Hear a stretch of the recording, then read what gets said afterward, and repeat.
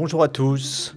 L'idée de cette émission m'est venue en regardant ces deux couvertures du JD News récentes, à quoi s'ajoute l'interview de Philippe de Villiers sur CNews défendant la Russie et suggérant sur le ton de la plaisanterie qu'on retire son titre de séjour à Raphaël Glucksmann parce qu'il soutient l'Ukraine. Le contexte de ces deux couvertures publié par le JD News et donc par le groupe Bolloré, est le suivant, rapporté par Le Monde dans une enquête d'Ariane Chemin. Jeudi 21 mai dernier, 3 jours avant que Moscou ne lance l'une de ses plus terribles attaques sur Kiev, s'est tenue au siège parisien du groupe de Vincent Bolloré, Vivendi, la première réunion de l'Institut de l'Espérance. L'Institut de l'Espérance, c'est le cercle de réflexion créé par Bolloré en avril dernier. On a trouvé lors de cette première réunion non seulement un conseiller de Bardella, Christine Kelly de CNews, le général Pierre de Villiers, frère de Philippe, Arnaud de Puyfontaine, qui seconde Bolloré au sein du groupe Vivendi, et surtout Ksenia Fedorova, ex-patronne de Russia Today, chaîne financée par l'État russe lancée le 10 décembre 2005 par l'agence de presse du gouvernement russe RIA Novosti, et considérée comme la chaîne d'influence et de propagande du Kremlin. Russia Today RT est interdite de diffusion en Europe depuis mars 2022, c'est-à-dire depuis l'invasion de l'Ukraine par la Russie, et en France, l'interdiction court depuis 2023. Depuis la fermeture de la chaîne, 5 à 6 journalistes de Russia Today ont trouvé refuge au sein du groupe Bolloré, mais la plus influente, c'est clairement Ksenia Fedorova, ex-patronne de Russia Today, qui aujourd'hui a non seulement une chronique à CNews, une chronique au JT News, mais aussi son émission sur Canal+.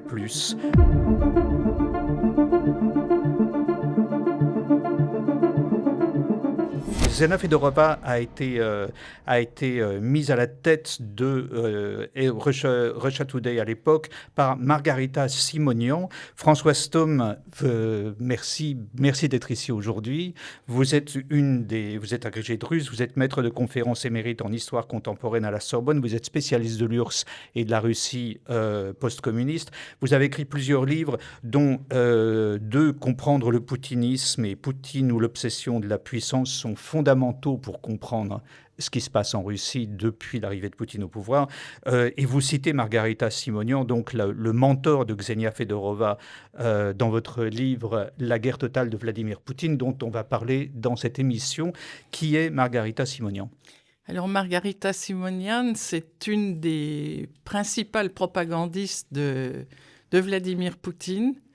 Elle est arménienne d'origine, mais totalement passée à la Russie, on peut dire, au point de se désolidariser complètement de sa patrie d'origine. Elle a été extrêmement efficace avec la création de Russia Today.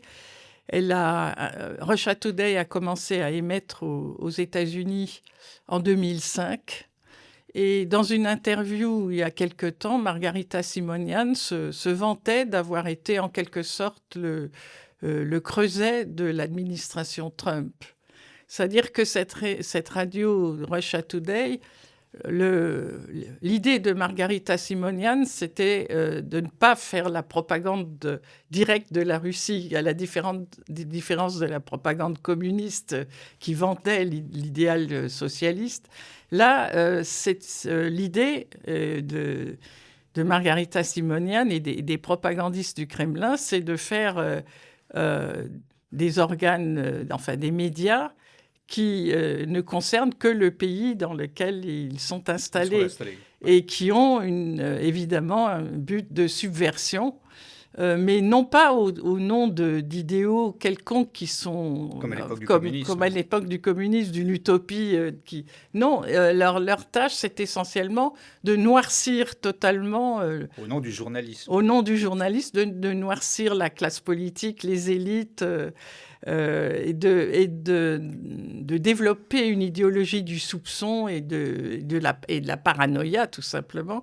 Alors, je crois que si on veut comprendre l'aspect extrêmement dangereux pour nos démocraties de cette opération, nous, en Europe, il faut regarder l'exemple américain, parce que c'est Et Margarita Simonian n'a pas tort dans son affirmation selon laquelle Russia Today était le creuset de l'administration Trump. Si on regarde, un nombre très important de membres de l'administration Trump ont été propulsés par Russia Today, comme Tulsi Gabbard, qui débitait la propagande du Kremlin sur Russia Today.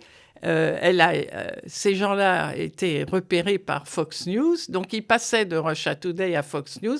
Là, Trump les voyait sur Fox News et on sait qu'il a choisi ses collaborateurs pour le deuxième mandat surtout en se fondant sur leur apparence à Fox News. Donc il suffisait de propulser quelqu'un sur Fox News pour tomber dans le champ de vision de Trump, et c'est comme ça que l'administration Trump a été truffée d'éléments pro-Kremlin et pro-russes. Donc le but de Russia Today, c'était pas seulement donc de semer une idéologie du soupçon et de discréditer le politique, au fond, et de développer un esprit de partis absolument empoisonnés qui paralysent la démocratie en poussant l'extrême gauche et l'extrême droite et oui, parce que c'est ça qu'on dit. En phagocytant le centre. Ils ont poussé les deux, en fait. C'est ce qu'ils ont. Ils poussaient les deux. Ils poussaient l'extrême droite, l'extrême gauche. Ils phagocytaient le centre. On voit à l'exemple américain ce que ça a donné. C'est que la passion partisane était telle que par exemple, des remarques comme celle de Trump qui appelait le Kremlin à discréditer Hillary Clinton publiquement à la télévision. Il l'a dit publiquement et ça a été fait puisque le Kremlin a organisé les fuites du Parti démocrate, du chef de la campagne d'Hillary Clinton, de ses mails. Et ce qui a coulé Hillary Clinton. Donc là, l'ingérence russe a été déterminante. Voilà le danger que représente cette opération. Et en Europe, on devrait s'en rendre compte et essayer de prendre des mesures. C'est l'importance de Ksenia Fedorova aujourd'hui au sein du groupe Bolloré, qui est quand même, qui donc possède aujourd'hui Vivendi et donc Hachette, l'un des premiers groupes d'édition de France, d'Europe et du monde. Ksenia Fedorova, d'après Le Monde, a suffisamment d'influence pour pouvoir se débarrasser de certains journalistes, puisque au moins 2 chroniqueurs d'Europe 1 ont été interdits d'antenne après des interventions de Ksenia Fedorova, qui semble entretenir des relations très privilégiées avec Vincent Bolloré lui-même. La question, on va maintenant passer à vos travaux. La question de savoir si ça réussira à Vincent Bolloré personnellement, ça reste une énigme.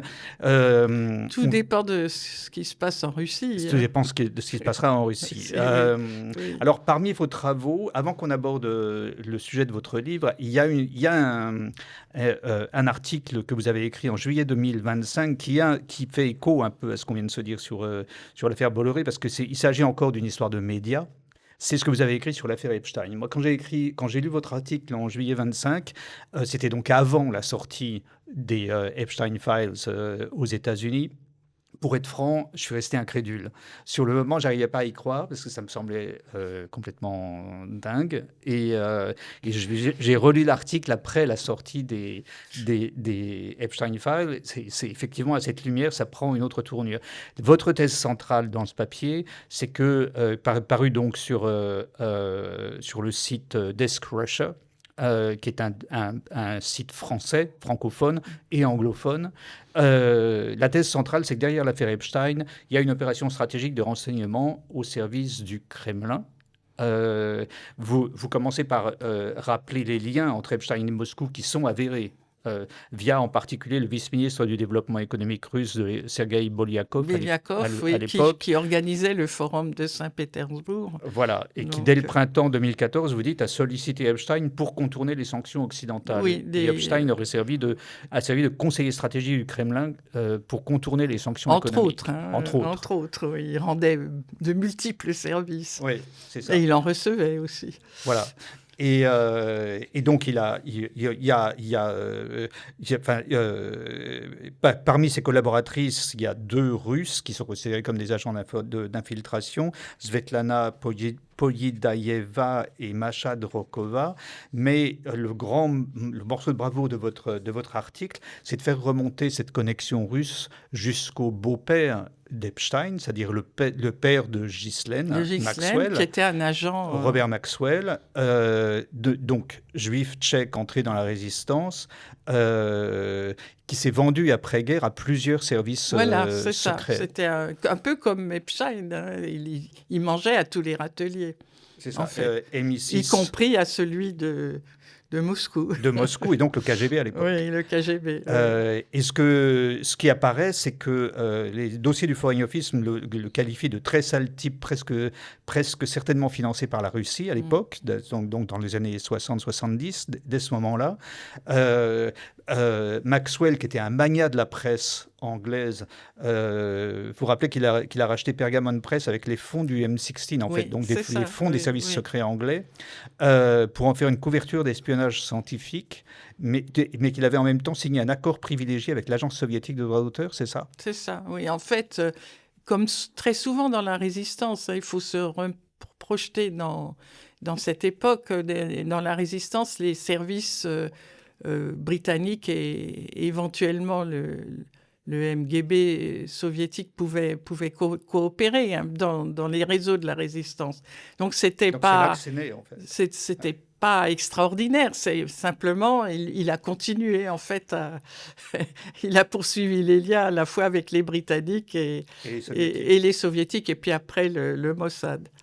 Et en fait, et donc à partir des années 70-80, parce qu'il a beaucoup été dit qu'il était un agent du Mossad et que l'affaire Epstein dissimulait des choses autour des services secrets certainement, il mangeait à tous les râteliers. En fait, il mangeait à tous les râteliers, apparemment. Comme Epstein. Voilà, comme Epstein. Oui. Et en fait, son vrai commanditaire le plus important, à partir des années 70-80, c'est le Kremlin. Et vous dites qu'il devient propagandiste, donc Maxwell, il publie les œuvres de Brejnev et de autres. Tchernenko, de Andropov, donc des principaux dignitaires il n'en a certainement pas fait des best-sellers. Voilà. Non, évidemment, il ne vivait pas de ça. Mais le vrai truc, le vrai tournant, c'est la fin de la guerre froide, 88-89. Et vous dites que lui, et plus tard donc Epstein, ont été même les chevilles ouvrières du gigantesque transfert de fortune, d'opération de blanchiment par lequel le KGB a siphonné l'argent russe à la fin de la guerre froide. L'argent du parti, pour créer les oligarques et tout ce qu'on a connu après. Mais ce serait donc passé par Maxwell et ensuite par Epstein. Oui, entre autres. Hein, il y avait d'autres. Mais d'autres, bien sûr, en Occident, il y avait d'autres complices. Mais ces deux-là ont joué un rôle important. Et Epstein était, paraît-il, un as en matière de montage opaque. Donc, il a dû leur rendre de grands services, certainement. Et donc, le Maxwell lui-même est mort dans des conditions qui n'ont jamais été éclaircies. Puis on a retrouvé son corps dans les Caraïbes, je crois, noyé. Voilà. Donc, le derrière... En ayant escroqué, d'ailleurs, les fonds de pension de son journal, enfin des journalistes qui l'employaient. Oui, c'est vrai, c'était un scandale à l'époque. C'était un scandale. Ouais. Donc, il a fait disparaître de l'argent et il se peut très bien que ce soit Epstein qui ait fait disparaître cet argent et qu'il s'en soit servi ensuite en s'associant avec Ghislaine Maxwell. Hein. Et donc, derrière l'affaire Epstein, derrière le scandale sexuel, il y a toute cette toile de fond de la fin de la guerre froide, du siphonnage de l'argent russe, de la collaboration avec la Pègre et avec le KGB, et donc d'une gigantesque opération de ce qu'on appelle le compromat, c'est-à-dire que l'idée de constituer des dossiers compromettants sur toutes les élites possibles et imaginables. De faire un supermarché du compromat, c'est l'idée d'Epstein. Voilà, c'est ça. Le but final, et c'est là qu'on arrive à votre livre, n'étant pas seulement de contrôler les élites en question, mais de détruire la confiance des citoyens dans leurs institutions. C'est-à-dire qu'il ne s'agit pas nécessairement de garder cette affaire secrète, il s'agit on le voit, vous expliquez qu'on a commencé à le voir quand le scandale Epstein s'est retourné contre Trump, qu'ils en étaient lui-même servis. À partir du moment où Trump a commencé à aider l'Ukraine, le scandale s'est retourné contre lui. L'idée étant essentiellement pas seulement de nuire à tel ou tel homme politique, mais d'instaurer un climat général de méfiance. Oui, et d'ailleurs, on voit très bien la propagande russe qui... elle s'est délectée de cette affaire Epstein en disant, voilà, ce sont les pédophiles, les pédophiles de Kiev. Enfin, cette affaire a été utilisée pour noircir tout ce qu'ils appellent les élites libérales occidentales, en les traitant de pédophiles, de pervers, etc. Ça a été une bénédiction pour la propagande russe. Et évidemment, tout ça fonctionne très bien chez nous aussi. De plus en plus, oui. Oui. Donc l'idée, c'est de dégoûter les gens de la politique, les citoyens des démocraties de la politique, de les dégoûter, de dire c'est quelque chose de sale, et tout simplement afin qu'ils cessent d'être des citoyens. C'est ce qui s'est passé en Russie. On voit très bien le résultat en Russie aujourd'hui, c'est que les citoyens, les Russes sont tellement... Et à l'écart de la politique, Poutine leur a dit « Ne vous occupez pas de politique, je vous laisse faire de l'argent et vous me laissez la direction des affaires du pays. » Et c'est ce qu'ont fait les Russes. Et le résultat, il est là, il est ce qu'on voit aujourd'hui. Mais le but, c'est d'obtenir le même résultat ici, c'est de transformer les citoyens en esclaves. Et le problème, évidemment, qu'on a, c'est que... la crise politique n'est pas inventée par la Russie. Il y a une crise du personnel politique. Il y a une crise de la modernité politique. Il y a toujours une crise il y a toujours des crises politiques. Il y en a aussi dans les monarchies. C'est le politique, justement. C'est l'existence du politique. C'est ce qu'il faudrait comprendre. Les hommes sont faillibles. Mais comme dit Aristote, l'homme est un animal politique. Le détourner de la politique, c'est en fait le détourner d'un aspect fondamental de l'existence humaine. Alors, ce que vous dites dans votre livre, La guerre totale de Vladimir Poutine, publié aux éditions à l'Est de Brest-Litovsk, je le montre à la caméra, c'est un livre qu'il faut lire. Il faut lire vos livres d'une manière générale pour comprendre ce qui se passe en Russie. Ce que vous dites, c'est que ce qui se passe aujourd'hui, qu'il s'agisse de ces opérations de compromat ou de la guerre contre l'Ukraine, ça n'a rien d'un accident. C'est ça la thèse centrale de votre livre. C'est que c'est le résultat d'une logique historique profonde qui remonte très loin, et vous faites remonter les racines du problème dans l'histoire, au sein de l'histoire russe. Vous les faites remonter jusqu'à Ivan le Terrible au XVIIe siècle.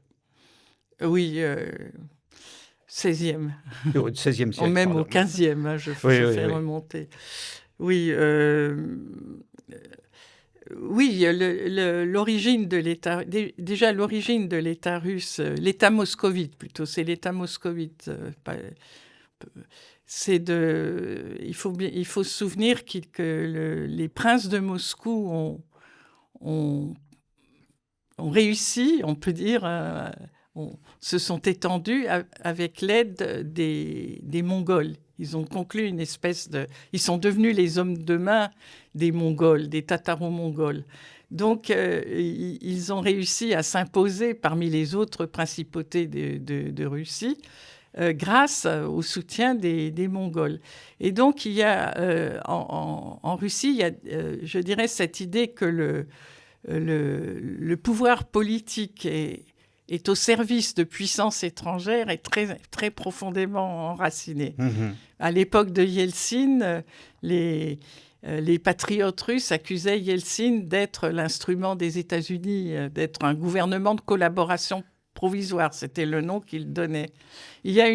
C'est-à-dire qu'il y a une aliénation fondamentale entre la population russe et son élite dirigeante, et un rapport, je dirais, de colonisateur et de colonisé. Un historien russe qui s'appelle Kloutchevski disait « La Russie est un pays qui s'est colonisé lui-même ». Et le rapport, et ce rapport est encore vrai aujourd'hui, évident entre Moscou et la province. Moscou est prospère, est un foyer concentre tout l'argent de la Russie, c'est archi prospère, et la province, elle vivote des miettes qui sont tombées de la table des maîtres, oui, qui sont à Moscou. Et on voit très bien, d'ailleurs, dans la guerre en Ukraine, c'est pas les moscovites qui sont envoyés sur le champ de bataille, bien sûr. C'est les pauvres pecnos des provinces éloignées qui sont envoyés là. Alors, il y a un schéma que vous faites apparaître à chaque tournant. Vous dites que comme Poutine, durant la première partie de son règne, celui qu'on a fini par appeler Ivan le Terrible, avait donné de grandes espérances. Il avait fait des réformes. Il avait noué des relations commerciales avec l'Angleterre. Et puis, à partir de 1557, une guerre lancée contre la Livonie, qui est un mélange de Lettonie et de l'Estonie actuelle, s'enlise, et que du coup Ivan entame une série de purges dans l'armée, à la cour, et que le 1565, avec la création de sa garde personnelle, va commencer les oprichniks. Les oprichniks va commencer une politique de terreur qui va culminer dans les années 1569-1570. Et en fait, le résultat final du règne d'Ivan le Terrible, c'est une catastrophe économique, vous dites, inouïe. Oui, parce que en fait, il a partagé le pays en deux, le domaine du tsar, un domaine l'Oprichnina, qui était le sien, et le reste du pays. Et le reste du pays a été traité, justement, encore une fois, comme une zone de spoliation. En fait, ça lui a permis de spolier la noblesse existante et de faire sa révolution pour contrôler les élites. Et c'est pour ça que Ivan le Terrible est considéré par Staline comme un modèle. Voilà, et par Poutine aussi, parce qu'il contrôlait les élites. Certaines élites qui étaient tentées d'ailleurs de regarder du côté de la Pologne ou de la Lituanie. Vous voyez, il y avait aussi cet aspect déjà de l'utilisation du nationalisme comme un moyen de renforcer l'autocratie. Et tout ça fait que Ivan le Terrible a été un peu un prototype de ce qui a suivi. Et un modèle pour les autocrates suivants. Pour les autocrates suivants. Oui. Et ce que vous dites, c'est que la situation économique est devenue telle sous Ivan le Terrible que c'est ça a donné la période des troubles, et puis période après d'anarchie. et puis l'esclavage, en fait. Oui, la mise en place de l'esclavage est une conséquence directe de la crise économique instaurée par Ivan le Terrible, esclavage qui va durer jusqu'en 1861 et qui sera la grande matière des romans de Le Servage. Le Servage. En fait, c'est une trajectoire qui va prendre beaucoup de temps, mais le Servage va se développer justement parce qu'il faut fixer les paysans sur les terres des nobles qui servent, des nobles ou des proches du tsar qui servent le tsar, qui le servent militairement. Donc, pour fixer les paysans, on a instauré le servage. Et c'est tout ce qu'on verra dans les discussions autour de l'abolition du servage, dans les discussions des romans de Tolstoï, en particulier dans tous les romans de Tolstoï. Cette idée que la manière dont le servage et le nationalisme s'articule, c'est-à-dire que l'abolition du servage, c'est une sorte de concession faite à l'Occident, en quelque sorte. Ça va contre un idéal mystique du nationalisme. Oui, c'est le choc de la guerre de Crimée qui a fait prendre... les tsars russes, d'ailleurs, voulaient réformer le servage depuis longtemps. Alexandre Ier, déjà, ils pensaient, mais ils avaient peur, et ça c'est aussi un trait caractéristique, je crois, de la Russie, c'est qu'un changement, une réforme de cette sorte risquerait de faire tomber en pièce tout l'État russe. C'est Ah, de déstabiliser l'État russe. C'est-à-dire qu'il y a une idée, il y a un pouvoir autocratique, mais un pouvoir autocratique qui se sent en même temps toujours précaire et menacé. Et effectivement, il y a eu des grandes rébellions et ces affleurements d'anarchie qu'on voit, par exemple, pendant la période des troubles. Il y a en Russie toujours cette tension entre l'autocratie et une flambée d'anarchie. Et les tsars même les tsars réformateurs qui étaient pleins de bonnes intentions, étaient freinés parce qu'on leur disait « mais si vous faites ça, ça va complètement déstabiliser l'État russe, ça va nous emporter. » Voilà, cette hantise de la déstabilisation qu'on retrouve jusqu'à aujourd'hui, mais qu'on retrouve aussi au début, au tournant du XXe siècle. Ce qu'on dit, c'est que le protocole des sages de Sion, qui est devenu le grand best-seller de l'antisémitisme meurtrier, écrit par 2 espions de l'ambassade russe à Paris au tournant du siècle. Rachkovski, le vrai motif, c'était pas tellement l'antisémitisme. En fait, il profitait d'une atmosphère spécifique en France, mais l'idée, c'était que il fallait essayer de déstabiliser, d'instaurer une idéologie du soupçon dans une démocratie libérale, parce que l'idée même de la démocratie libérale menaçait le pouvoir russe en tant que tel. Oui, il voulait discréditer, et son but était surtout de discréditer les révolutionnaires à Paris, voilà. de façon à prouver au gouvernement russe qu'on pouvait s'allier à la France, que ce n'était pas un pays laxiste. Oui, vous voyez, c'est pour ça qu'il jouait ce rôle d'agent double. Il a créé des complots et ensuite il a prévenu la police française qui a réagi contre les révolutionnaires russes. Et c'est ce qui a convaincu le tsar qu'on pouvait s'allier avec la France, qui était quand même un pays qui sentait le soufre du point de vue de l'autocratie russe. Et donc ce schéma-là d'un pouvoir autocrate qui se sent menacé, on va le retrouver, c'est ce que vous montrez au début de votre livre, on va le retrouver avec Lénine, puis avec Staline, et finalement jusqu'à Poutine. Enfin, c'est les deux. Oui, et un des termes clés de l'idéologie poutinienne, c'est l'idée d'agrafe, skrepe. En russe, c'est skrepe. C'est-à-dire l'idée que la société ne tient pas toute seule, qu'elle a besoin d'un corset, d'agrafes qui tiennent l'État russe. Parce qu'en fait, la société est incapable de s'organiser elle-même. Donc, c'est uniquement le corset de l'autocratie qui fait tenir l'État russe. Et il y a l'idée que dès qu'on relâche quelque chose, c'est l'expérience de Gorbatchev qui a en quelque sorte échaudé Poutine et le clan tchéquiste autour de lui. C'est l'idée que dès qu'on relâche quelque chose quelque part, tout part. Tout se délite tout de suite. Alors, c'est effectivement ce que vous montrez, c'est que dans tous les cas, dans les 3 cas qui sont cités, il y a la période de répression est précédée d'une période de relative prospérité ou de progrès. Vous rappelez que avant la révolution russe, le rythme du développement était si rapide au début du XXe siècle qu'on s'attendait à ce que la Russie domine l'Europe au milieu du siècle. Oui. La guerre a mis, évidemment, la Première Guerre mondiale a été un problème, mais c'est surtout, ce que vous dites, c'est que c'est surtout la révolution russe qui a considérablement appauvri la Russie à ce moment-là. C'est le bolchevisme. C'est le bolchevisme. Qui a ruiné complètement la Russie. Et que dès 18, en fait, une politique de famine et de terreur se met en place. Vous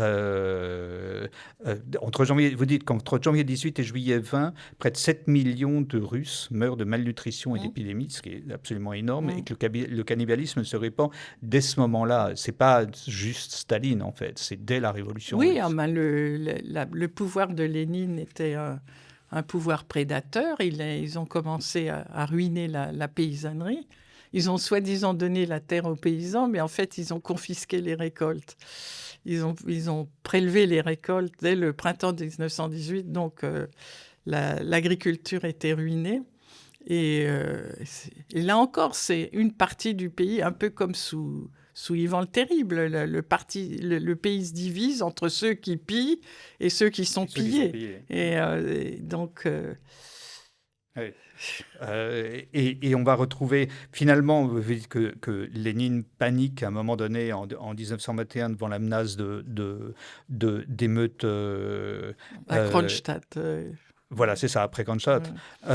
après le Et puis massacre des marins les émeutes paysannes et les aussi. émeutes Oui. paysannes, qui décident de faire marche arrière. Et puis, donc, ce sera la NEP, le plan quinquennal, qui est une sorte de bulle capitaliste au sein du mouvement. Avant le plan quinquennal, Ap- c'est ap- Staline qui a introduit les plans Pardon, ouais, quinquennaux. ouais, Oui. je me trompe sur Oui. les dates. Oui, simplement, c'est un recul et une restauration partielle de la propriété privée, un Voilà. retour des anciens industriels, etc.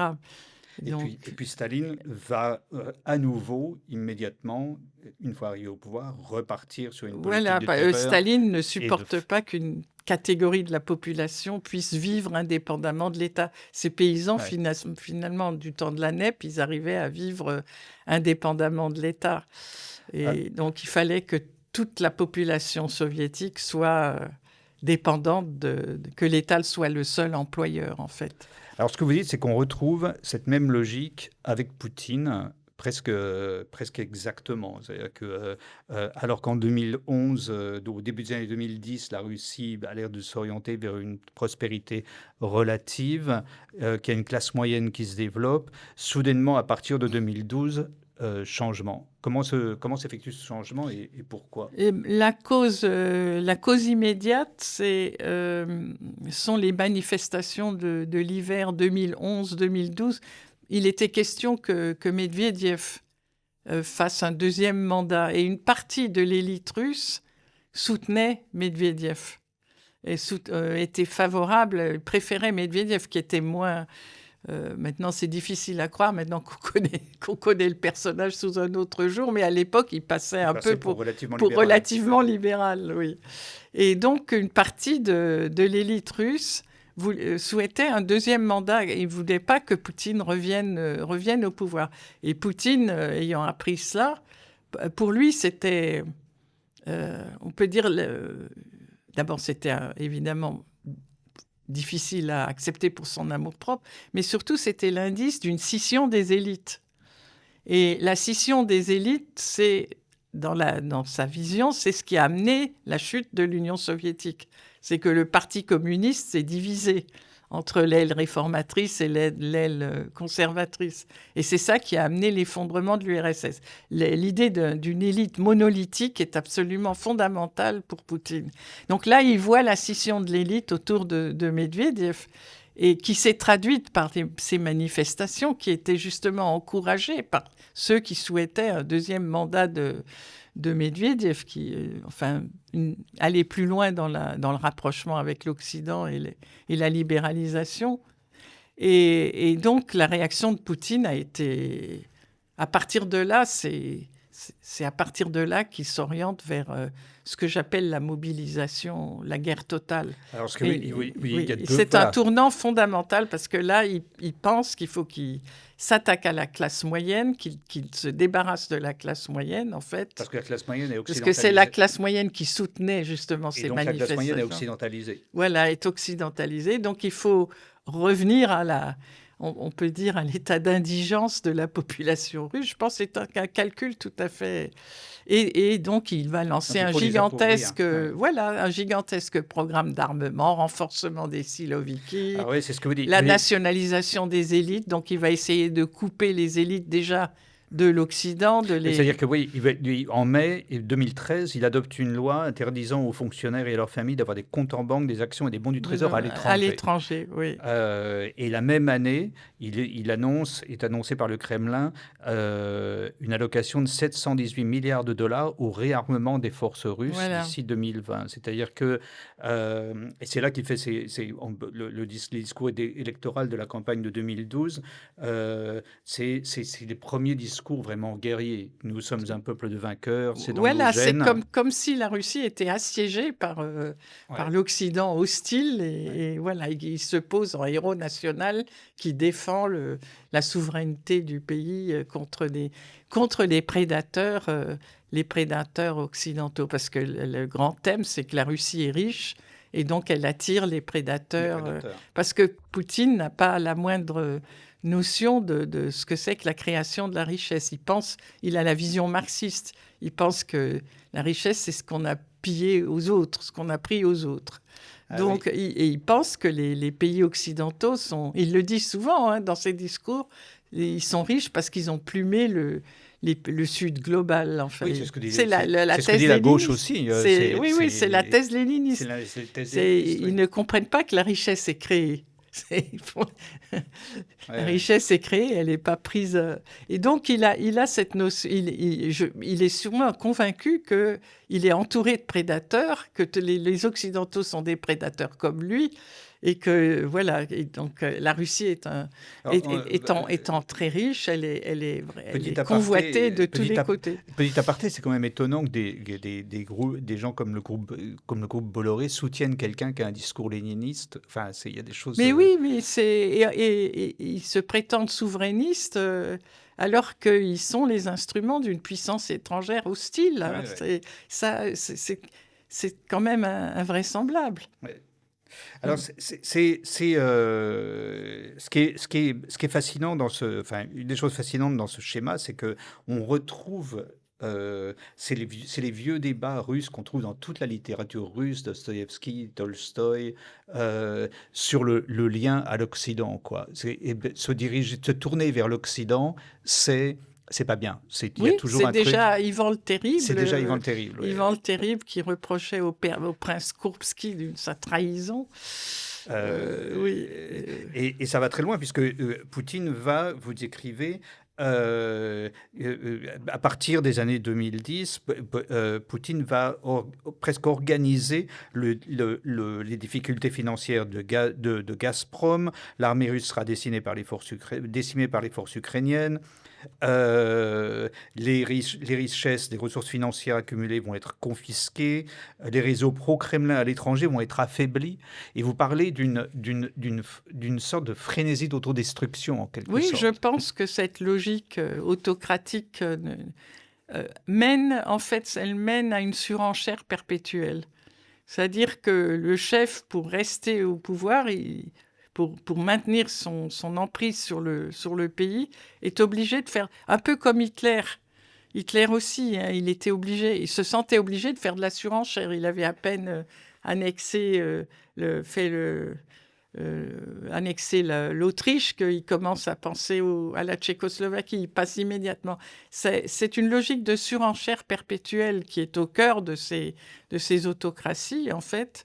Le chef doit toujours conquérir quelque chose de nouveau, aller plus loin, pour exister, voilà, pour justifier l'extension de son pouvoir, en fait. Mais en quelque sorte, l'extension de son pouvoir va avec l'appauvrissement et les difficultés, évidemment, avec la crise au sein du pays même, dont il se sert, en fait, pour pouvoir continuer à exercer son pouvoir. Parce qu'il est difficile de régner sur des gens qui sont sûrs de leur propriété. Vous voyez, tout récemment, le gouvernement russe, la Douma a adopté une loi qui permet de spolier les Russes qui vivent à l'étranger s'ils tiennent des propos critiques. De l'armée russe, etc. Donc, leur propriété en Russie peut être confisquée. Ah oui. Oui, donc, vous voyez, là, on est vraiment dans cette logique autocratique, elle culmine. La guerre permet en fait d'adopter tous ces trains de loi, de renforcer le pouvoir ad infinitum, de couper Internet, vous voyez. Alors, il y a plusieurs questions qui se posent. Enfin, d'abord, vous vous inscrivez en faux contre... Il y a une chose qu'on a dit beaucoup à un moment donné, c'est qu'on s'est dit qu'en fait, on a beaucoup entendu ça dans les médias français, après en fait, le changement de Poutine vient du fait de son isolement pendant le Covid. Il est devenu paranoïaque, il a perdu le sens des réalités, et finalement, c'est pour ça qu'il a envahi l'Ukraine. Ce que vous dites, c'est pas du tout en réalité. La date prévue pour l'envahissement de l'Ukraine était 2020 à l'origine, donc ça n'a rien à voir avec ça. Il avait déjà annexé la Crimée. Voilà, il avait déjà annexé la Crimée, bien sûr. La Crimée, c'est le premier acte. Donc, ça veut dire qu'il n'a jamais changé en réalité. Il n'y a pas eu de changement de Poutine. C'est-à-dire que, comme toujours avec l'âge, hein, les travers s'aggravent. Donc, oui, la tendance paranoïaque s'est aggravée. L'isolement s'est aggravé. On le voit très bien d'ailleurs. Hein, et il est tombé sous l'influence ou peut-être il n'est pas tombé sous l'influence, mais l'influence de doctrines farfelues, hein, genre Dugin et autres, a pu exercer ses ravages davantage, surtout qu'encore une fois, il ne se sert pas d'Internet. Donc, il est certainement très influençable par les proches, le peu de proches dans lesquels il a confiance. Et ces tyrans sont toujours très influençables. Même Staline l'était. Alors, il y a plusieurs questions qui se posent. Vous décrivez une structure, en fait, vous donnez une explication systémique du pouvoir russe. Mais alors, vous parlez relativement peu de la conjoncture.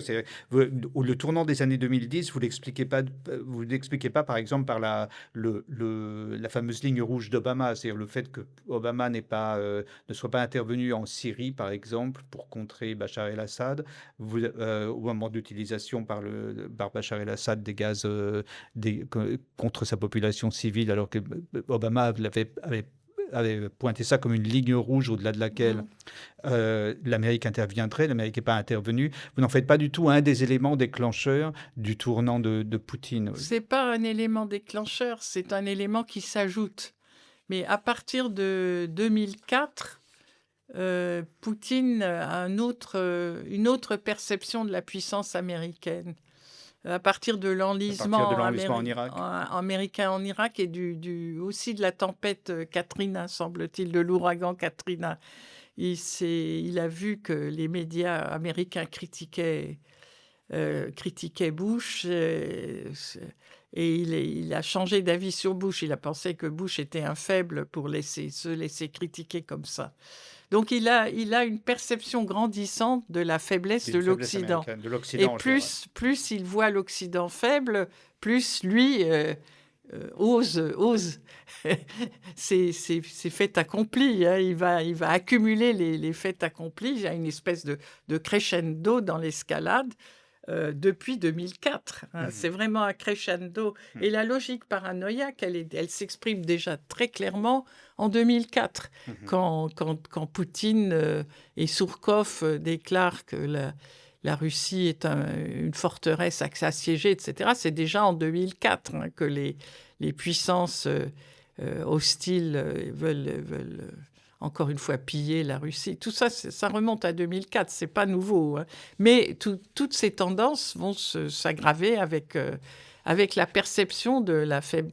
Comme Poutine ne raisonne qu'en termes de rapport de force, la perception de la faiblesse de l'Occident va l'enhardir. Et en 2020, 2021, il est persuadé que surtout le retrait des États-Unis d'Afghanistan, oui, ça va être le dernier... Oui, mais la décision de lancer la guerre contre l'Ukraine, elle semble être prise en 2020, au moment où il fait sa première tentative d'assassiner Navalny, parce que là, il voulait justement faire table rase, voilà, pour préparer la guerre. Comme Staline a fait des grandes purges aussi en prévision de la guerre. En prévision de la guerre. Oui. Alors, une des choses que vous dites dans l'analyse de ce pouvoir qui est à la fois, plus le pouvoir se renforce, plus le pouvoir a besoin d'une sorte de dynamique autodestructrice du pays lui-même. Ce que vous dites, c'est que les Occidentaux sont généralement déroutés par ce... comme je le disais tout à l'heure, on a pensé que Poutine avait changé pendant le Covid. Ce que vous dites, c'est que on n'arrive pas à penser dans nos pays, on n'arrive pas à penser qu'un dirigeant peut consacrer tous ses efforts à une politique de pure nuisance. Oui, je pense que c'est la cause du malentendu autour de Poutine. Hein. Et là, on arrive à une question fondamentale. Vous citez Saint-Augustin au début du premier chapitre de votre livre qui dit « D'où me vient donc de vouloir le mal et de ne pas vouloir le bien ?» Vous citez Bernanos qui a dit « La civilisation européenne, à l'exemple de toutes les civilisations qui l'ont précédée dans l'histoire, était un compromis entre le bon et le mauvais de l'homme, un système de défense contre ses instincts. » Et il ajoute « Il n'est pas d'instinct de l'homme qui ne soit capable de se retourner contre l'homme et de le détruire. » Et ce que vous dites, c'est qu'on n'arrive pas.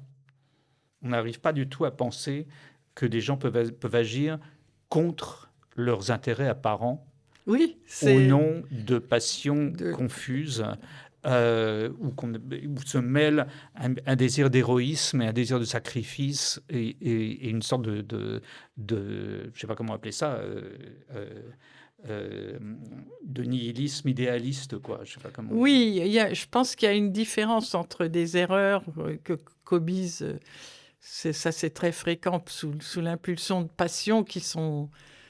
enfin, encore une fois, c'est la passion qui peut aveugler, mais dans le cas de la Russie, il y a une vraie volonté mauvaise. C'est pas seulement une passion ou alors le ressentiment. Oui, le ressentiment est une passion, mais il y a vraiment une volonté et persévérante de nuire, hein, qui remonte au bolchevisme et que Poutine incarne parfaitement. Quand on regardait, moi je regardais la télévision russe, et c'est ça qui m'alarmait. Je regardais la télévision russe depuis des années et je voyais ces appels au génocide, cette haine systématiquement cultivée. C'est des choses monstrueuses qui pourraient jamais, qui seraient jamais passées chez nous, hein. J'espère qu'on n'en arrivera pas là.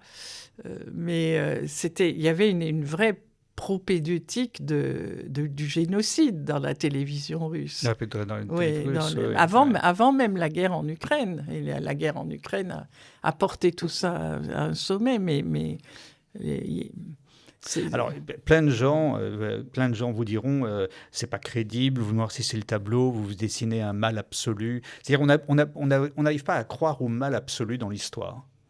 C'est très difficile de oui, et moi-même, d'ailleurs, je ne suis pas complotiste. Je pense que le défaut de la vision complotiste, c'est justement de voir une volonté mauvaise à l'œuvre. Mais dans le cas de l'idéologie poutinienne, c'est bien ça, c'est bien une volonté mauvaise qui est à l'œuvre.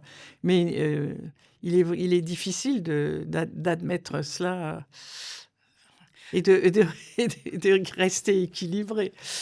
Oui, parce qu'en plus, la composante autodestructrice est très difficile à analyser. En vous lisant, j'ai pas arrêté de penser au Mollah iranien, au gardien de la révolution iranien. Il y a quelque chose d'un peu similaire dans cette attitude. Oui, je pense qu'il y a une affinité profonde entre ce que dit Douguine, entre le chiisme entre le chiisme et l'idéologie poutinienne. Oui. Oui. Et alors, une des clés pour comprendre ça, ce que vous dites dans le livre, c'est l'importance de la tradition communiste bolchevique. Et vous posez une question qu'on pose assez peu en général, qu'aurait été le monde s'il n'y avait pas eu le bolchevisme ? Oui, oui, parce que là, il y avait une volonté de malfaisance. Je pense que Poutine ne fait que s'inscrire dans cette tradition. Il a été formé là. Alors, c'est pas du tout comme ça qu'on voit les choses. Oui, hein, mais il y a dans le bolchevisme une volonté de destruction de ce qui existe, de l'ordre existant. Et les bolcheviks ont été très forts pour réaliser ça n'a pas du tout été vu comme ça. Moi, mon grand-père, par exemple, était à la fondation du Parti communiste français, donc complètement en relais de ce qui se passait en 1920, donc tout juste après la révolution russe. Et le grand slogan, c'était « Le communisme, c'est la paix ». Dans les années 50, c'était à nouveau ça, le parti de la paix. Les poèmes d'Aragon, n'en parlons pas. Enfin, toute la mythologie française autour de l'idéal communiste, même Prévert et le groupe Octobre, toutes ces choses-là, on n'est pas du tout dans la noirceur, on est dans l'idéal fraternel. Oui, c'était le mensonge, ça c'est le mensonge communiste. Parce que cette volonté mauvaise, elle se couvrait d'un mensonge, elle camouflait comme le fait la Russie de Poutine aujourd'hui, hein. Parce que ce que vous citez la Pravda dès 17. Vous dites vous citez plutôt les nations opprimées de l'Asie, Chine, Inde, Perse, attendent la chute du régime capitaliste avec autant d'impatience que les masses prolétariennes de toute l'Europe. Ce sera la tâche historique des ouvriers et des paysans russes de fusionner ces forces et de les entraîner dans une révolution mondiale contre la bourgeoisie impérialiste. C'est d'une modernité incroyable. Oui. Et vous dites que l'idylle islamo-bolchevique est à son apogée en septembre 1920, le fameux congrès de Bakou, dans lequel Grigori Zinoviev, qui est un des grands leaders à l'époque bolchevique, appelle au djihad contre les capitalistes français et britanniques. Oui. On le voit dans le film Red, d'ailleurs, avec Warren Beatty. Il y a une scène comme ça à la fin. Parce que toutes les forces de subversion étaient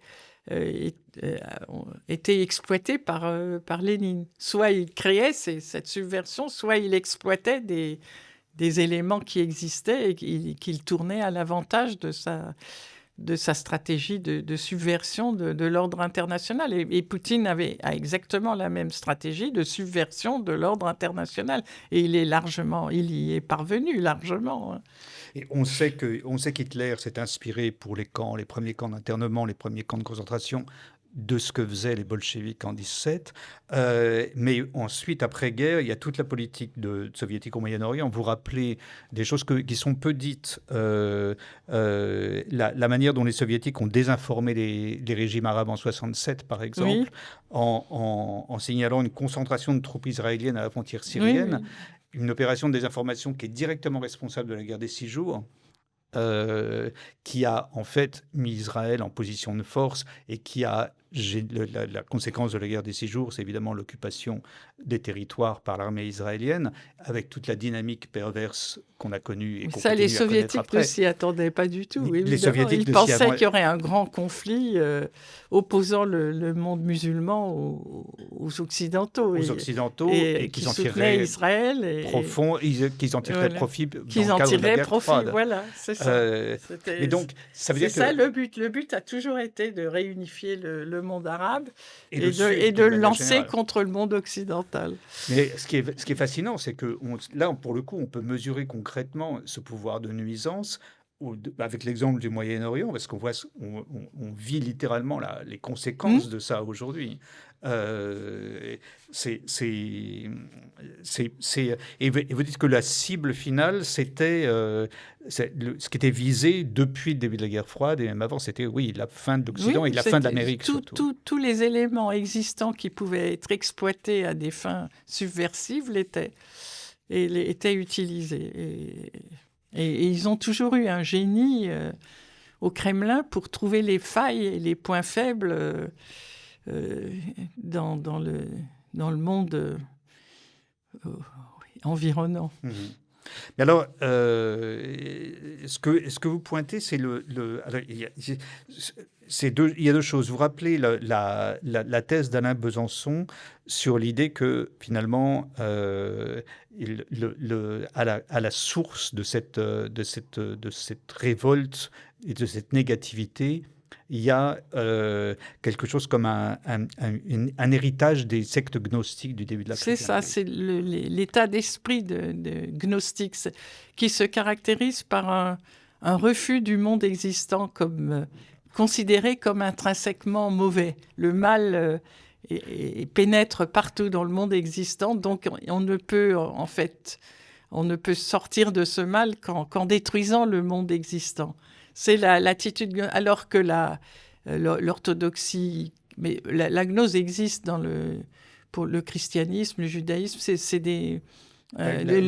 pour le monde musulman, c'est un phénomène universel en quelque sorte. La gnose, ce sont ces sectes qui sont crypto-chrétiennes qui sont apparues au moment du christianisme, à peu près contemporaine de la naissance de Jésus plutôt, enfin de l'époque de Jésus, mais qui sont en révolte contre, effectivement. Et qui vont être condamnés par l'orthodoxie finalement. Par les orthodoxies chrétiennes. En disant que le monde créé est fondamentalement bon. Mauvais. Parce que, l'orthodoxie affirme que le monde créé est bon, puisque c'est Dieu qui l'a fait. Alors que donc les gnostiques qui mettent en doute la bonté du monde créé et la bonté de la divinité qui et la bonté de la à l'origine du monde, il y a une croit à divinité l'existence mauvaise. du mal, l'existence physique du mal.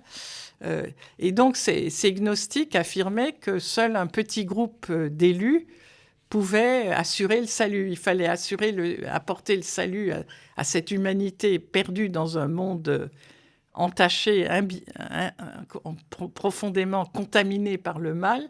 Donc le salut pouvait être apporté, mais par un petit groupe d'élus qui détenaient la vérité. Donc les avant-gardes, voilà. Et c'est cette attitude-là qu'on retrouve effectivement à la racine du bolchevisme. Il y a l'idée que tout le monde existant est mauvais, et la nature aussi doit être faite, et la nature humaine doit être faite. Vous voyez, c'est une attitude profondément gnostique, en fait. Et qu'un petit groupe d'élus peut mener au salut final. C'est ça. C'est une idée fascinante, l'idée de relier comme ça cet héritage révolutionnaire à une idée gnostique, et donc avec tout ce que ça suppose d'eschatologie. Il faut hâter la fin du monde. Il faut agir pour hâter la fin du monde. On trouve ça dans toutes les hérésies, effectivement, chrétiennes ou juives. Et même maintenant dans l'évangélisme américain. Et dans l'évangélisme américain. Oui, c'est une partie de ce courant évangélique qui est entré dans le Trumpisme et qui... Alors, cette attente de la fin du monde. Alors, je disais tout à l'heure que l'Occident n'avait jamais réussi à comprendre. C'est très difficile à comprendre cette espèce de pulsion autodestructrice. Mais il n'y a pas seulement l'incompréhension, il y a aussi une sorte de fascination qu'on voit à l'œuvre en Occident. Vous rappelez Drieux, par exemple, dans son journal, qui, dès 1943, écrit « Ma haine de la démocratie me fait souhaiter le triomphe du communisme », alors qu'il était d'extrême droite, il était clairement pro-fasciste. Mais il admirait le bolchevisme. Il admirait le bolchevisme, absolument. Le bolchevisme. Et vous rappelez l'étrange, comment on peut dire, pas exactement indulgence, mais l'étrange peur qui saisit les Occidentaux chaque fois que cette espèce de négativité menace de disparaître. Quelques jours après la mort de Staline, quelques temps après la mort de Staline en 1953, vous citez l'ambassadeur Louis Jox qui écrit dans une dépêche « Dans la mesure où seul un homme fort était capable d'imposer la modération et même d'accepter certains reculs, on peut admettre que la situation créée par la disparition de Staline laisse entrevoir des temps difficiles. » Eisenhower qui dit, en se basant sur son expérience personnelle, si Staline avait eu des coudées franches après la guerre, la Russie aurait cherché à avoir des relations plus paisibles et plus normales avec le monde. Et jusqu'à Mitterrand, en 1991, qui dit à Gorbatchev que la dislocation de l'Union soviétique serait une catastrophe historique contraire à l'intérêt de la France. Moi, je me souviens de plein de discussions au début des années 90, par exemple, où tout le monde disait, bien sûr, c'était pas bien le communisme, mais au moins, c'était une forme de négativité. Il n'y a plus de négativité, on cherche, c'est l'origine des rouges-bruns, c'est l'origine de tous ces mouvements dont on ne sait pas s'ils sont de gauche ou de droite, d'extrême gauche ou d'extrême droite, mais qui cherchent le non, qui cherchent une forme de révolte absolument radicale pour détruire. C'est un petit peu l'état d'esprit dans nos démocraties aujourd'hui, c'est ce qui explique.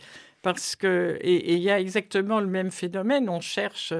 les personnages que vous avez cités au début cherchent en Poutine un modèle, comme en France, dans les années 30, on était divisé entre ceux qui cherchaient dans Mussolini ou Hitler un modèle. Enfin, le rejet de la démocratie allait si loin, et le dégoût devant la démocratie allait si loin, qu'on regardait du côté de l'Italie, de l'Allemagne ou du côté soviétique.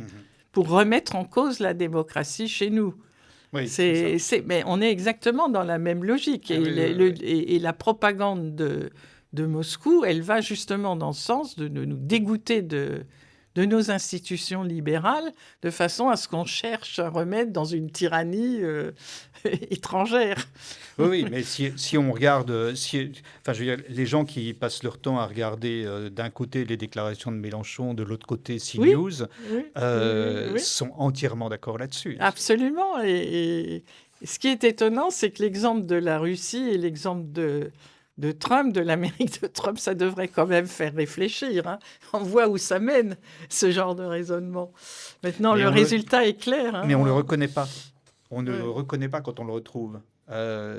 Personne à CNews ne pense qu'il pense comme ça, en fait. Oui, C'est ça qui est fascinant. on n'arrive plus à lier la cause et les effets. Ouais. C'est un des effets de la propagande. C'est qu'on on n'arrive plus à raisonner. Oui, c'est ça. C'est ça. Ouais, ouais. Et alors, ce que vous dites, c'est que, en fait, l'objectif final de Moscou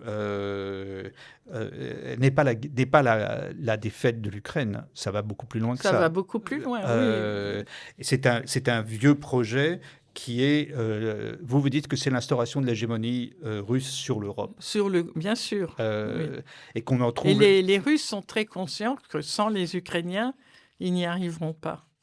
Et il leur faut les Ukrainiens, à tous les points de vue. Pourquoi ? Aussi pour faire fonctionner le complexe militaro-industriel. On voit que les Ukrainiens sont quand même, en matière militaire, ce sont des as. Voilà, c'est bon. Oui. Oui. Et ça, mais Moscou veut absolument reprendre le contrôle. Et d'ailleurs, ils le disent, on va se réunir à l'armée ukrainienne et alors là, on pourra aller jusqu'à Lisbonne. Hein. Oui, mais vous y croyez vraiment ou c'est des mots... Enfin, vous croyez que c'est vrai, c'est réel comme projet ou c'est un... Ah, je pense que c'est un des ciments de l'élite du Kremlin, le projet de dominer. Parce que dans leur vision, ils ont une vision hobbesienne hein, des relations internationales. Pour compter, ils voient bien que la Russie seule, et aujourd'hui ils en sont encore plus conscients, que la Russie seule ne comptera pas face à la Chine, face aux États-Unis. Par contre, si elle arrive à mettre la main sur le continent européen, alors là, elle pèsera. Elle pourra entrer dans le club des grands. Mais elle ne peut le faire, et elle a très bien compris ça maintenant avec la guerre en Ukraine, justement. Elle ne peut le faire que si elle s'assure le contrôle du continent européen. Alors vous dites c'est un vieux projet, vous dites que dès 1954, Molotov avait proposé la création d'un système de sécurité européen, c'est-à-dire chapeauté par la Russie, excluant les USA, qu'en 99, Eltsine avait dit à Clinton avait demandé à Clinton de donner l'Europe à la Russie. Il avait dit les États-Unis ne sont pas en Europe, l'Europe devrait être l'affaire des Européens, donc de la Russie. Et que en 2018, Poutine a dit à peu près la même chose à Macron au sommet de Saint-Pétersbourg. On peut se charger de la sécurité européenne. Voilà, nous assurerons la sécurité. Donc ça va dans votre sens, effectivement, ça semble... Staline avait déjà l'idée. À partir du pacte germano-soviétique, il a ce projet, en fait. Parce que le pacte germano-soviétique avait pour but de pousser les démocraties occidentales contre l'Allemagne, et Staline comptait intervenir quand les deux protagonistes seraient épuisés et imposer le régime communiste en Europe. Hein. C'était ça le projet de Staline. On le sait maintenant, on a des multiples témoignages dans ce sens-là. Donc c'est un projet qui remonte à la période stalinienne. Et donc, le tournant effectivement concret, le premier tournant concret de ce projet, ce serait l'annexion de la Crimée en 2014. Oui. Aujourd'hui, en 2014.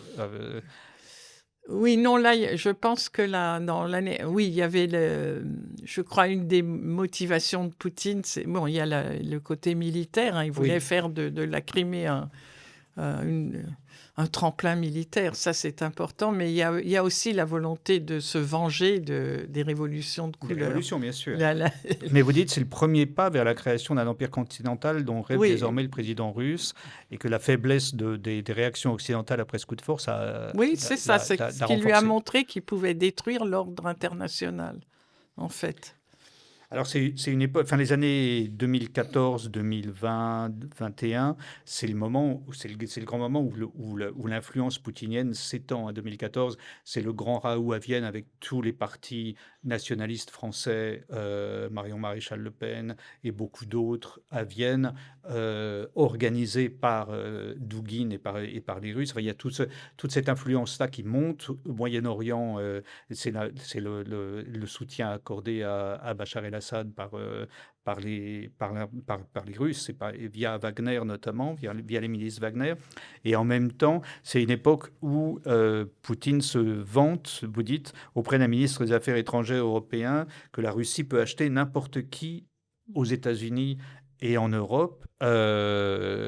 François Fillon est nommé le 10 juin 21 au conseil d'administration du groupe pétrolier public Zarubezhneft, l'ancienne ministre des Affaires étrangères autrichienne Karin Knessel au conseil d'administration d'un géant pétrolier russe qui s'appelle Rosneft. Évidemment, ce n'est pas les seuls. Gerhard Schröder, Gerhard Schröder, bien que sûr. Poutine voulait en interlocuteur de l'Europe Oui. pour résoudre le problème ukrainien. Et puis, on a les évolutions étonnantes de Nicolas Sarkozy, qui est passé de la défense des droits de l'homme avec Glucksmann père à un discours quasiment pro-russe Absolument. autour de l'Ukraine. Nicolas Sarkozy étant lui-même conseiller de Vincent Bolloré, conseiller éditorial de Vincent Bolloré. Ce que vous dites, c'est que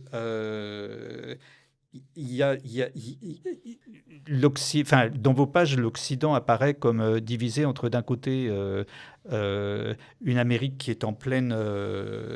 d'un côté, une Europe qui est en pleine interrogation sur ce qu'il faut faire, en fait, donc divisée entre des élites qui, on vient de le voir, sont susceptibles de basculer pour des raisons diverses du côté russe, et de l'autre côté, des gens qui sont conscients, mais qui sont très difficiles, qui est difficile de l'organiser.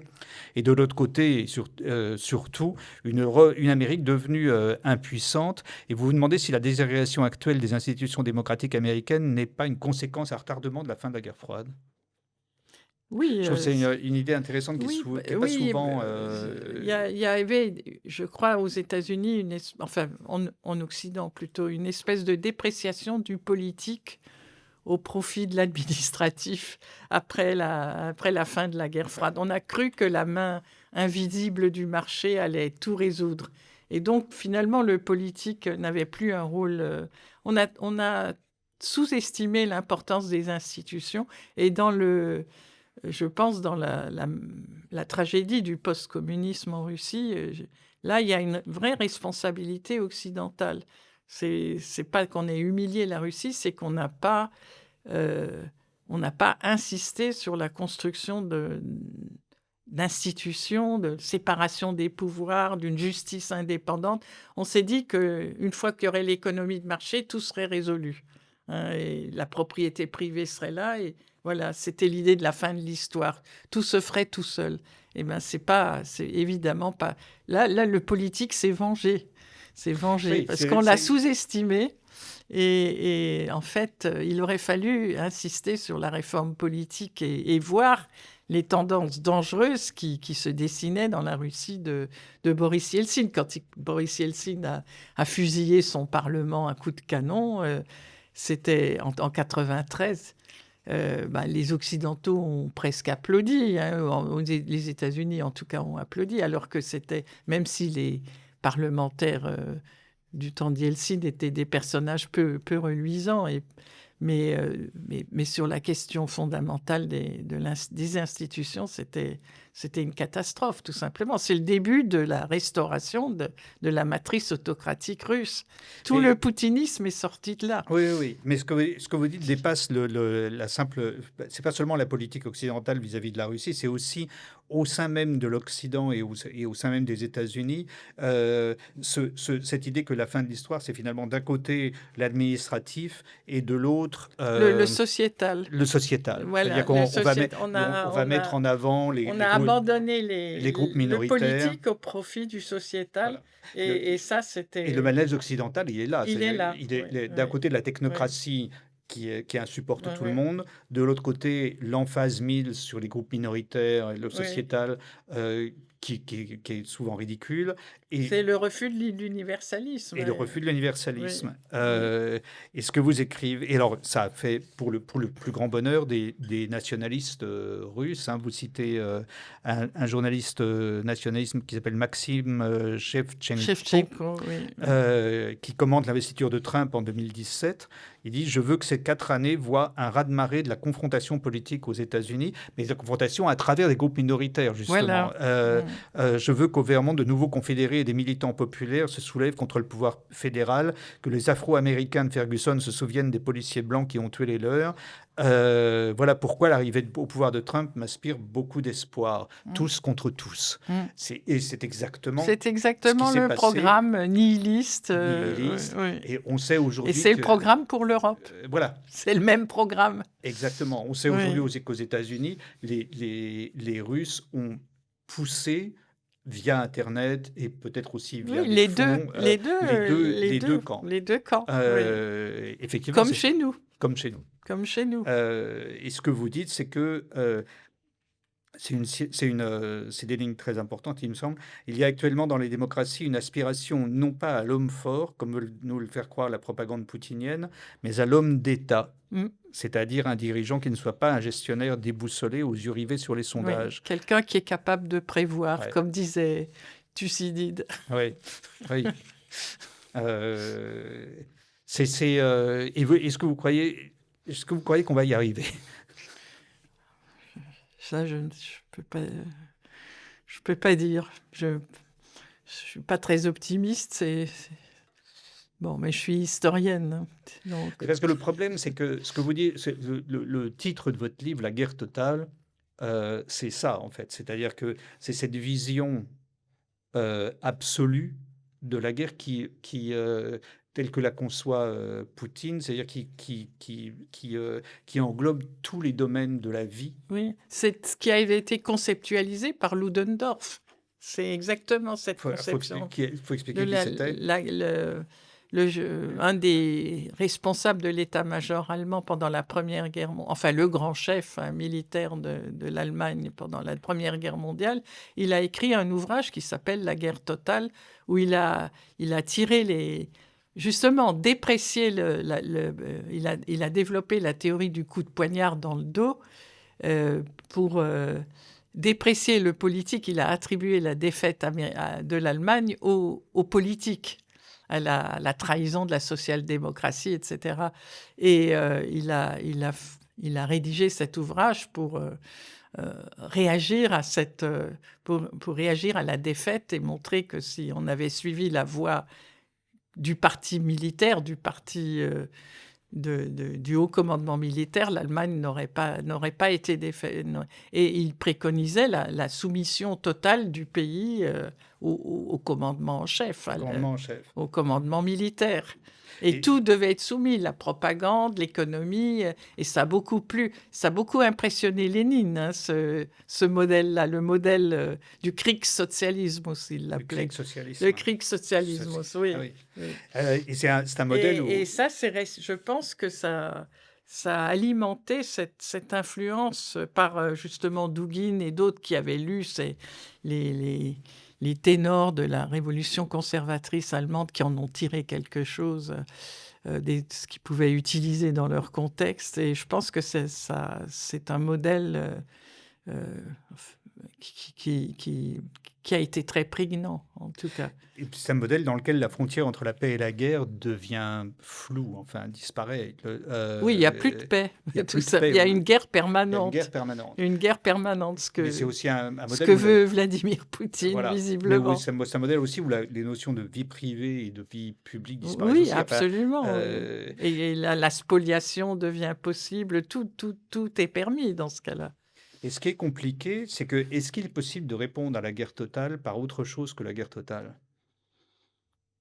En général, la guerre totale mène à l'effondrement de ceux qui l'amènent. De ceux qui l'amènent. Oui, elle entraîne. C'est ce qu'on voit avec la Russie. Et donc ça veut dire qu'on peut être relativement optimiste dans ce cas. Oui, il faut l'espérer, oui. On peut espérer.